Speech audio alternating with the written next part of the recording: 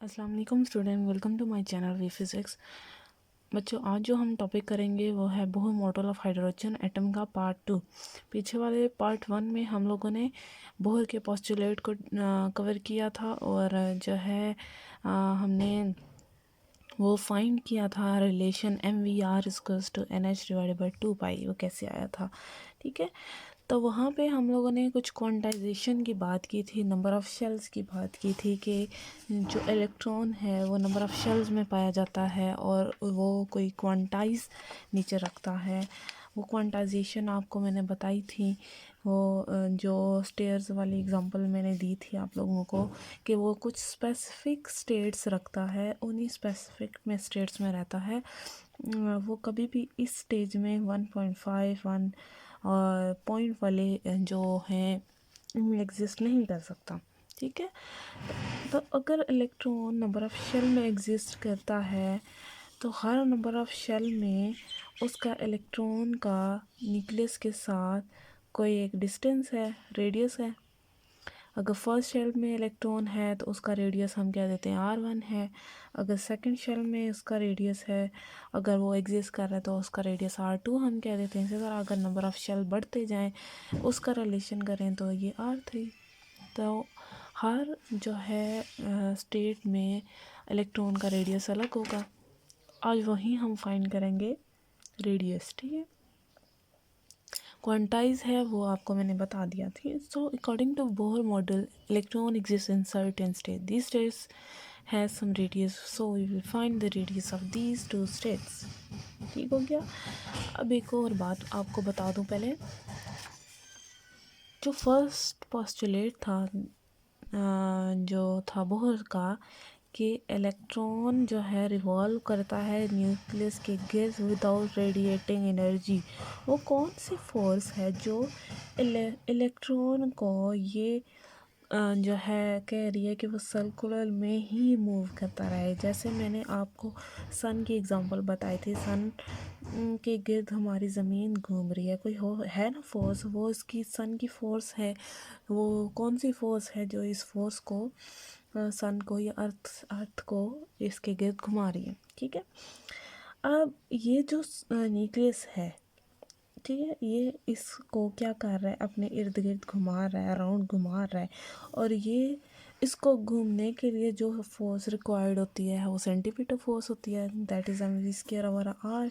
ठीक है, और ये सेंटीमीटर फोर्स इसको, इस इलेक्ट्रॉन को प्रोवाइड करती है कूलम फोर्स। कूलम फोर्स को मैं ई का नाम दे रही हूँ क्योंकि दोनों FC हो जाएंगी। कूलम फोर्स क्या होती है, K(Q1Q2)/r²। ठीक है, तो यही वो फोर्स है रिस्पॉन्सिबल जो इस इलेक्ट्रॉन को सर्कुलेट कराने में हेल्प कर रही है, जो इसको सर्कुलेट करा रही है। और वो फोर्स वो कौन सी है, ये दे रहा है वो mv²/r। These two forces act at this point, that is coulomb force, और उसके बाद है सेंटीमीटर फोर्स। कूलम फोर्स हमारे पास इक्वल है, अगर हम मैग्नीट्यूड में लिखें चार्जेस को Q1 Q2, ठीक है, तो वो E होगा, तो E का स्क्वायर बन जाएगा, तो हम इस फॉर्म में लिख लेते हैं। ठीक है, तो यही दोनों फोर्सेस क्या कर रही होती हैं, एक दूसरे को बैलेंस कर देती हैं, एक दूसरे के इक्वल होती हैं। इक्वल होने के बाद ये क्या करता है, ये इलेक्ट्रॉन सर्कुलर में ही घूमता रहता है। For this electron to stay in a circular orbit they need a force that is centimetre force. तो सर्कुलर में घूमने के लिए उसको कौन सी फोर्स चाहिए, FC, और वो फोर्स उसको कौन प्रोवाइड करेगा, जो है कूलम फोर्स। ठीक है, और ये एक दूसरे को बैलेंस करेंगी। और जब कूलम फोर्स FE जो हमारे पास है सेंटीमीटर फोर्स के इक्वल हो जाएगा, तो इन दोनों की वैल्यू हम पुट करेंगे। आगे सिंपल मैथमेटिकल है, आप वो देखते जाएं।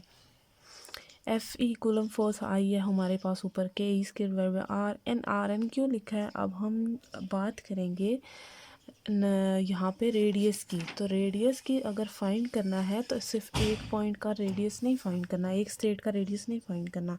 नंबर ऑफ ऑर्बिट बढ़ते जा रहे हैं, ये R1 है, ये R2 है, ये R3 है, तो इसीलिए हमें RN रेडियस फाइंड करना है। उसी के लिए VN भी हम फाइंड करेंगे, इसीलिए nth ऑर्डर के लिए हमने नंबर ऑफ़ ऑर्बिट्स के लिए यूज़ किया है। ठीक है। तो आर एन हमने यहाँ पे लिख दिया। इसी तरह वेलोसिटी के लिए वी एन स्क्वायर, ठीक है। Next r n square r n से कट जाएगा, बाकी बचेगा जो हम लिखते हैं।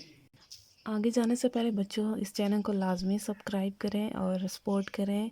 आपकी इस सपोर्ट की वजह से ही मैं आगे बढ़ सकती हूँ, और जब भी कोई न्यू वीडियो आए तो आपको इजीली नोटिफिकेशन भी मिल जाएगी। तो लाजमी लाइक और सब्सक्राइब करें। आगे देखें फिर आर एन कट हो गया तो हमारे पास ये बच गया। यहाँ से हमने रेडियस निकालना है। रेडियस की वैल्यू हमने सेपरेट कर ली, ठीक है। इसको नाम दे दिया ए इक्वेशन। अब यहाँ एक फिगर मैंने बनाई है। अगर हमने radius first number of shell से अगर फाइंड करना है तो उसका नंबर ऑफ़ शेल ऑर्डर क्या होगा, नंबर ऑफ़ ऑर्बिट क्या होगा, दैट इज़ n = 1। दूसरे में होगा तो सेकंड ऑर्डर होगा ऑर्बिट का, उसको R2 कह देंगे। अगर R3 n = 3 होगा हमारे पास, उसका रेडियस R3 होगा। ये आपके पास रेडियस आ गया। अब ये भी k कांस्टेंट है, ठीक है। पीछे हमें ये वैल्यू गिवन है और आपको याद होगी। इसी तरह चार्जेस जो हैं ये इसके भी कांस्टेंट वैल्यू हैं, मास भी कांस्टेंट है। चीज़ जो हमें पता नहीं है ये वो है वेलोसिटी। वेलोसिटी हमें गिवन नहीं है और ना ही हमें पता है। इसके लिए हम क्या करेंगे, सबसे पहले वेलोसिटी को फाइंड करेंगे, फिर हम रेडियस को फाइंड कर लेंगे। वेलोसिटी को फाइंड करने के लिए हमने यही फार्मूला यूज़ किया जो सेकंड पोस्टुलेट में हमें बोहर ने दिया था, ठीक है। डी ब्रॉगली हाइपोथेसिस को यूज़ करके mv/2 पाई। यहाँ से v को ले लेते हैं, vn लेना है rn, ठीक है। vn निकाला। अब यहाँ देखें हमारे पास n स्क्वायर है, vn स्क्वायर ले लेते हैं। स्क्वायर लेने के बाद इस वैल्यू को हम इस इक्वेशन में पुट कर देंगे, ठीक है। अब rn में हमने ये वैल्यू पुट कर दी, ये आ गई। अब ये जो डिवीजन में वो ऊपर ले गए और ये नीचे उसी तरह रहेंगे। कटिंग करेंगे, कटिंग करने के बाद यहाँ से रेडियस और ये रेडियस की एक वैल्यू कट हो जाएगी और यहाँ 1 बच जाएगा। हमने रेडियस निकालना है ये, तो ये बाकी सारी वैल्यूज इधर ले आए, ये ऊपर चली जाएगी और बाकी ये नीचे आ जाएंगी, ठीक है। तो सिंपल मैथमेटिकल है, तो आप इसको ज़रूर प्रैक्टिस करें, ठीक है। यहाँ पे आपके पास आ गई आर एन की वैल्यू। ये एन स्क्वायर को सेपरेट कर रहा है और सारे देखेंगे कांस्टेंट है। एच स्क्वायर भी कांस्टेंट है, 4 पाई भी, मैथ्स भी, के भी और ई भी। कांस्टेंट वैल्यू को एक साथ कर दिया। जब इस कांस्टेंट वैल्यू को सॉल्व किया गया, इस इक्वेशन में सारी वैल्यूज़ डाली गई तो हमारे पास आंसर ये आया, ठीक है। तो और हमने इसको नाम दे दिया कि ये है R1 के इक्वल, जो फर्स्ट ऑर्बिट है ये उसका रेडियस है, ठीक है।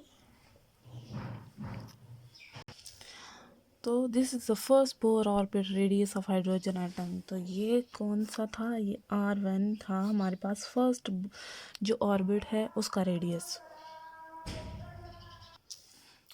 ठीक है। तो आपके पास आया है R1 = n स्क्वायर इंटू और sorry n square equals to R1, ठीक है। जब हम n की वैल्यू यहाँ पुट करते रहेंगे, अगर n इक्वल्स टू 1 है तो हमारे पास ये R1 की वैल्यू ये हो जाएगी। अगर n 2 है तो R1 जो हमारा रेडियस हो जाएगा ये 4 टाइम्स हो जाएगा। R1 पहले से हमें फाइंड किया हुआ है, उसकी जगह हमने ये पुट कर दिया। इसी तरह अगर R3 की फाइंड करेंगे तो ये 3 का स्क्वायर साथ में ये बढ़ता जाएगा। आप ये देख रहे हो रेडियस क्या होता जा रहा है, बढ़ता जा रहा है, उसकी वैल्यू इंक्रीज होती जा रही है। अब जैसे फिगर देखें, ये आपके पास अगर फर्स्ट ऑर्बिट से रेडियस R1 है तो जाहिर सी बात है जब सेकंड ऑर्बिट तक रेडियस है वो बढ़ गया है। इसी तरह थर्ड में देखें वो और रेडियस बढ़ गया है, आगे और जाता जाएगा तो और रेडियस बढ़ता जाएगा, ठीक है। जैसे जैसे नंबर ऑफ़ ऑर्बिट्स बढ़ते जा रहे हैं रेडियस भी क्या होता जा रहा है, बढ़ता जा रहा है। जनरलाइज फॉर्म हमारे पास क्या आ जाएंगी फार्मूला इसका, n स्क्वायर इंटू R1, ठीक है। आगे हम इसी तरह क्वांटाइज वेलोसिटी फाइंड करेंगे। रेडियस अगर क्वांटाइज है इसी तरह वेलोसिटी भी क्वांटाइज होगी। हर ऑर्बिट में हर इलेक्ट्रॉन की एनर्जी भी वेलोसिटी भी क्वांटाइज होगी। वेलोसिटी हमने अभी पीछे ही निकाला है, ये NH 2 पाई mRn, ये स्क्वायर नहीं है, और रेडियस ये वैल्यू है। ठीक है, ये दोनों मैंने लिख लिए, पीछे ही हमने निकाली थी, इन दोनों की वैल्यू लिखी।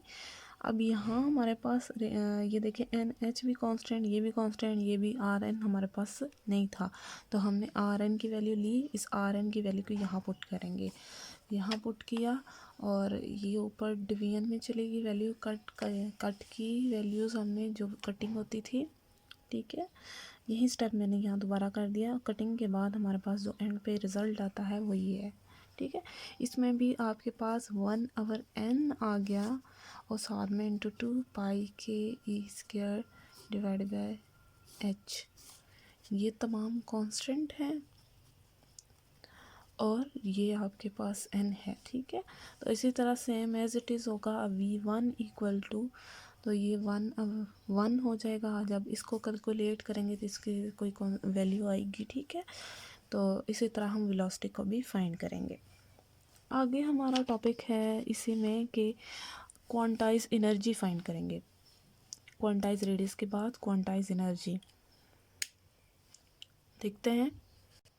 अब ये आपके पास अगर न्यूक्लियस है, ये फर्स्ट ऑर्बिट है, सेकेंड, थर्ड, इस ऑर्बिट में जो इलेक्ट्रॉन है, लेट्स से हम कहते हैं इसकी एनर्जी E1 है। इसी तरह इस ऑर्बिट में इलेक्ट्रॉन है, हम कहते हैं एनर्जी इसकी E2 है। इसमें एक ऑर्बिट है, ऑर्बिट में जो इलेक्ट्रॉन है हम कहते हैं इसकी एनर्जी E3 है।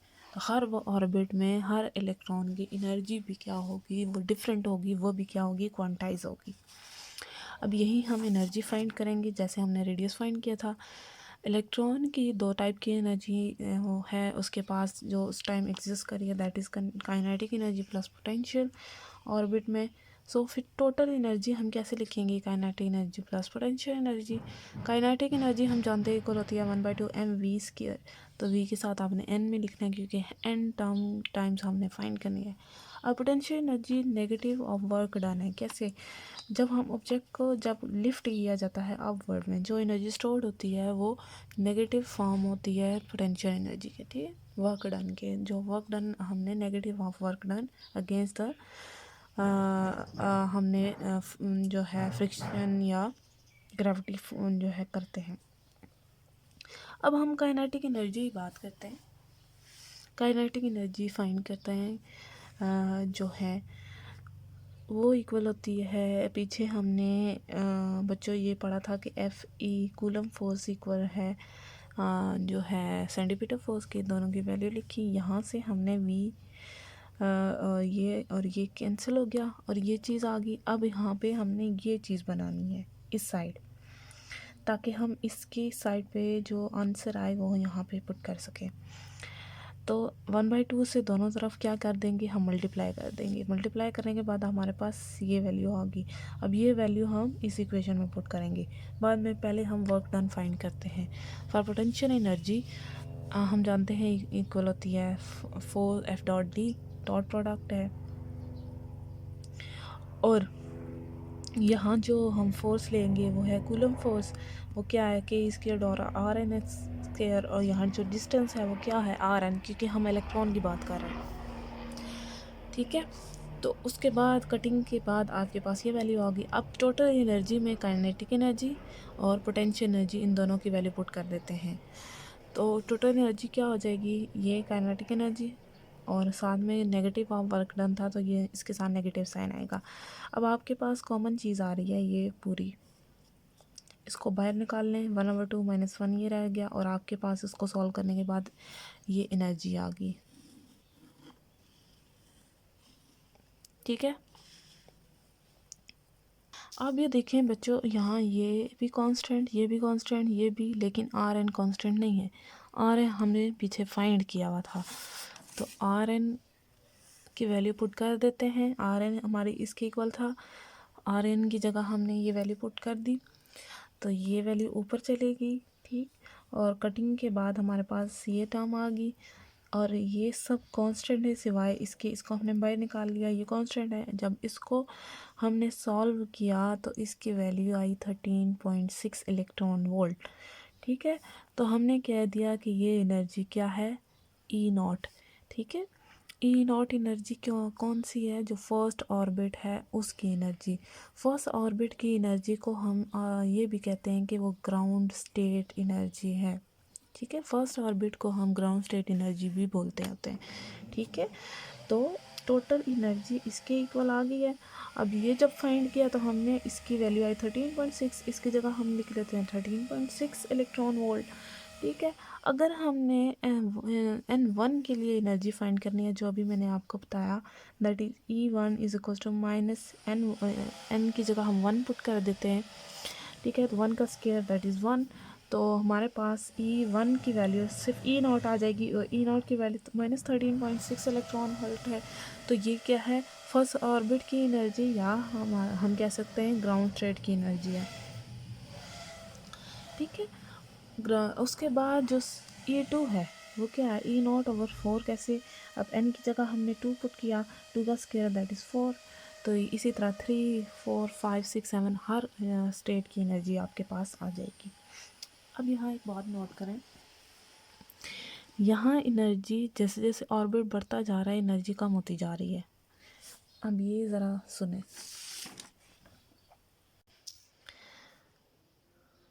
जो हमारे पास इलेक्ट्रॉन न्यूक्लियस के पास है, अच्छा अगर इलेक्ट्रॉन यहाँ है, जैसे ये थर्ड ऑर्बिट पे है, E3 है, ये E2 है, ये E1 है। अगर इस ऑर्बिट से हमें इलेक्ट्रॉन को निकालना है, ठीक, या अगर इस ऑर्बिट से हमें इलेक्ट्रॉन निकालना है, तो कौन से ऑर्बिट में एनर्जी हमें ज़्यादा देनी पड़ेगी इलेक्ट्रॉन को निकालने के लिए? जाहिर सी बात है, जितने न्यूक्लियस के करीब इलेक्ट्रॉन होंगे, जितने ऑर्बिट जो न्यूक्लियस के करीब होंगे, न्यूक्लियस ने उन्हें ज़्यादा स्ट्रांगली अपनी तरफ खींचा होगा, ज़्यादा टाइटली बाउंड होंगे, न्यूक्लियस की ने उनको अट्रैक्ट किया होगा, तो हमें जाहिर सी बात है उनको ग्रेटर एनर्जी के साथ निकालना पड़ेगा। एनर्जी ज़्यादा देंगे, ग्रेटर एनर्जी देंगे तो तभी वो यहाँ से निकलेंगे। इसीलिए हम कहते हैं जैसे जैसे नंबर ऑफ़ शेल बढ़ते जाते हैं एनर्जी कम होती जाती है। कम होगी एनर्जी तो हमें ज़्यादा इजीली उन इलेक्ट्रॉन को बाहर निकाल सकते हैं। ठीक है, अब आगे energy decrease when number of orbit increase. Ground state मैंने आपको बता दिया है, जो सबसे पहली ऑर्बिट होता है उसकी जो एनर्जी होती है हम उसको कहते होते हैं ग्राउंड स्टेट एनर्जी और नॉर्मल स्टेट एनर्जी। ठीक है, तो एक और आगे एक्साइटेशन पोटेंशियल, ये क्या है? अब ये बात फिर देखें, अब जो एनर्जी हमने इस इलेक्ट्रॉन को देनी है कि वो इस शेल से इस शेल में जंप करें, कि वो एटम में ही रहे, हम बाहर नहीं निकाल रहे। अभी ये बात बाहर निकालने वाली नहीं है, ये भी समझे। हम चाह रहे हैं कि ये जो है इस शेल में जंप करे। ठीक है, इसको एनर्जी देंगे। ठीक है, इसको एनर्जी मिली, ठीक, जितनी इसको चाहिए। तो इसने जंप मार दिया दूसरे ऑर्बिट में, E2 में। इसने अपनी स्टेट चेंज कर दी, एक स्टेट से दूसरी स्टेट में चला गया। ये जो पोटेंशियल दिया इससे, ठीक है, उस पोटेंशियल से ये क्या हुआ? एक्साइटेड हो गया। एक्साइट होके इसने जंप मारा, तो हम ये कहते होते हैं ये क्या है? एक्साइटेड पोटेंशियल है। ठीक हो गया। इलेक्ट्रॉन के एटम के अंदर ही होता है, लेकिन अपनी क्या कर देता है, जो है उसकी स्टेट उसको चेंज कर देता है। आगे देखिए बच्चे, एटॉमिक स्पेक्ट्रा, हाइड्रोजन का एटॉमिक स्पेक्ट्रम क्या है। लेट्स से ये हमारे पास दो एनर्जी स्टेट है। ठीक है, ये इसी से अब ये सीधे आपको समझाने के लिए बनाएंगे। तो अगर हम लेट्स से ये कहते हैं ये nth ऑर्बिट है और ये p ऑर्बिट है। nth ऑर्बिट में एनर्जी En है और p ऑर्बिट में एनर्जी p है, Ep है। हमने क्या करना है? जंप कराना है इलेक्ट्रॉन को इस ऑर्बिट से तक, हायर ऑर्बिट से लोअर ऑर्बिट की तरफ हमने क्या करना है? जंप कराना है। जंप करेगा जब वो इलेक्ट्रॉन हायर ऑर्बिट से लोअर ऑर्बिट की तरफ वो एमिट करेगा एनर्जी। किस फॉर्म में एनर्जी होगी? फोटोन की फॉर्म में। ये पीछे हमने पढ़ा है, दो थर्ड पोस्टुलेट था बोर का। तो एच एफ इक्वल है इस एनर्जी की, इन दोनों के डिफरेंस के। ठीक है, अब हमारी इसकी इस स्टेट की एनर्जी अलग है, इस स्टेट की एनर्जी अलग है, इस स्टेट की एनर्जी अभी हमने फाइंड की है कि E n is equals to minus E nought over n square. अब इस फॉर्म में लिख लेते हैं। ई एन हमारे पास क्या है, minus E nought over n square for n. यहाँ एन है तो यहाँ एन लिखेंगे, अगर यहाँ पी है तो यहाँ पी लिखेंगे। ठीक है, तो फॉर एन यहाँ क्योंकि एन ही यूज़ हुआ है, लेकिन ये एन यहाँ वाला है। ठीक है, और यहाँ फॉर पी। तो आपके पास ये आ गई, इन दोनों को इसमें पुट करते हैं। एफ हमारे पास इक्वल होता है एस सी ओवर लेमडा के, सी ओवर लेमडा के, और ये नेगेटिव साइन प्लस हो जाएगा। अब इसको सीक्वेंस से लिखते हैं, पॉजिटिव इधर ले आते हैं, नेगेटिव इधर, इन दोनों में कॉमन ई नॉट है, कॉमन ले लिया, हमारे पास ये चीज़ आ गई। अब ये जो है एच सी हम इधर डिवीजन में ले जाते हैं, ये 1 ओवर लेमडा आ गया, तो ई नॉट ओवर एच सी, ये इसी तरह टर्म, ये जो आपके पास वैल्यू आई है ये इक्वल है रेडबर्ग कांस्टेंट, ये कहलाता है रेडबर्ग कांस्टेंट। ठीक है, ये आपके इस जो स्मार्ट सिलेबस में इंक्लूड नहीं है, लेकिन यहाँ आया है तो आपको याद रखना है, ये कहलाता है रेडबर्ग कांस्टेंट, और ये इसके इक्वल है, और इसकी कांस्टेंट वैल्यू इक्वल है आपके 1.09 क्रॉस 10 की पावर 7 एम इनवर्स। ठीक है, तो ये आ गई वेवलेंथ हमारे पास किसकी, जो हमने हाइड्रोजन एटम पढ़ा उसकी। अभी ये जो स्पेक्ट्रम है ये मैं आपको दिखाती हूँ। इस बात से पता चला कि जो हमारा इलेक्ट्रॉन अगर हाइड्रोजन एटम है, ठीक है, हर ऑर्बिट में जो अगर वो जंप करेगा एक्साइटेड स्टेट में होगा तो उसने एक एनर्जी एमिट करनी है फोटोन की फॉर्म में, मतलब लाइट की फॉर्म में। तो उस लाइट की फॉर्म में हर ऑर्बिट में डिफरेंट तरह का लाइट एमिट होगी, क्योंकि वेवलेंथ अलग होगी उन सब की। ठीक है, अब ये देखें, ये हमारे पास एक पैटर्न है, एनर्जी लेवल डायग्राम है। ठीक है, तो ये देखें, ये जब हमारे पास n is equal to 1 first orbit होगा, फर्स्ट ऑर्बिट से जो एनर्जी हमारे -13.6, ये वही एनर्जी है जो हमने अभी फाइंड की है। ठीक है, अगर फर्स्ट स्टेट से सेकंड स्टेट में अगर जो हमारी एक्साइटेशन हुई है, ठीक है, उसमें जो हमारे पास लाइट एमिट हो रही होती है वो सीरीज़ लिमिट है, या बाल्मर सीरीज़ उसको बोला जाता है। इसमें जो लाइट्स आती हैं वो ये हैं, ये आपके सामने ये बना हुआ है। ठीक है, तो ये वेवलेंथ बताई हुई है, और इस वेवलेंथ की अगर लाइट आ रही है वो लाइमन सीरीज़ में इनको रखा गया है, और वो इस तरह की जो है लाइट एमिट करेगा। ठीक है, इसी तरह जब अगर ट्रांजिशन हुई है n2 ऑर्बिट से, ठीक है, तो उसमें जो हमारे पास आ जाता है सीरीज़, वो पास्चेंट सीरीज़ है, सॉरी ये बाल्मर है, ये सीरीज़ थी, अब ये सेकंड से बाल्मर, अगर वो थर्ड से करें तो वो पास्चेंट। ठीक है, इसी तरह बढ़ता जाएगा। तो हर जो लेवल है उस लेवल में एनर्जी हमारी डिफरेंट है। फर्स्ट लेवल में एनर्जी आपके पास 13.6 है, अभी आपने ये फाइंड किया था एनर्जी में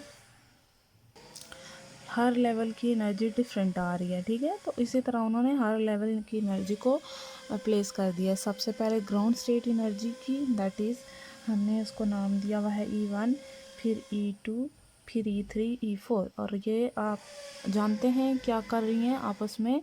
इसके बाद जैसे जैसे नंबर ऑफ़ ऑर्बिट बढ़ते जा रहे हैं डिक्रीज़ होती जा रही हैं। अगर आपसे पूछा जाए कि E2 की एनर्जी कितनी है, तो आप कैसे फाइंड करेंगे, इससे ई नॉट की वैल्यू यहाँ पुट करेंगे और 4 से डिवाइड कर देंगे, तो आपके पास आ जाएगी वैल्यू। ठीक हो गया, और आज का टॉपिक यहाँ तक थी। बाकी आपको कुछ समझ ना आया हो तो आप मुझसे पूछ सकते हैं। सब्सक्राइब लाजमी करिएगा, लाइक भी, और जो है कोई भी प्रॉब्लम हो तो आप कमेंट करें, मैं कोशिश करूँगी सॉल्व करने की। फ़िलहाल के लिए इतना ही, बाकी नेक्स्ट लेक्चर में इंशाल्लाह और पढ़ेंगे, और साथ साथ रहें, और जो है साथ साथ पढ़ें। ठीक हो गया, अल्लाह हाफ़िज़।